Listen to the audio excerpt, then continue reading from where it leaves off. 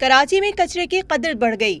कचरा अब कचरा कुंडी में डालने के बजाय बिजली बनाने में इस्तेमाल होगा। चीनी कंपनी ने कचरे से बिजली पैदा करने की पेशकश की तो सिंध सरकार ने फौरी हाँ कर दी और MOU पर भी दस्तखत हो गए। बीजिंग में चीनी कंपनी के हुकाम और वजीर आला सिंध के दरमियान बैठक में कंपनी हुकाम ने बताया है कि जनवरी के पहले हफ्ते में कचरा उठाने वाली मशीनरी कराची पहुंच जाएगी। कंपनी सफाई का काम जनवरी के आखिर या फरवरी के आगाज में करेगी। कराची के जिला जनूबी और शर्की से कचरा उठाने का काम शुरू किया जाएगा। चीनी हुकाम का कहना है कि लैंडफिल साइट पर कचरे को कंप्रेस किया जाएगा। दूसरी जानिब पाकिस्तान और चीन की क़यादत के दरमियान बीजिंग में अरबों रुपए मालियत के तरक्याती मंसूबों पर तेजी से पेशरफ्त जारी है। चीन पाकिस्तान में पहली हाई कैपेसिटी ट्रांसमिशन लाइन बिछाएगा। $1.5 अरब की लागत से मिटियारी और लाहौर के दरमियान HVDC ट्रांसमिशन लाइन बिछाई जाएगी। इसकी तकमील से 4000 मेगावाट बिजली की फराहमी मुमकिन हो सकेगी।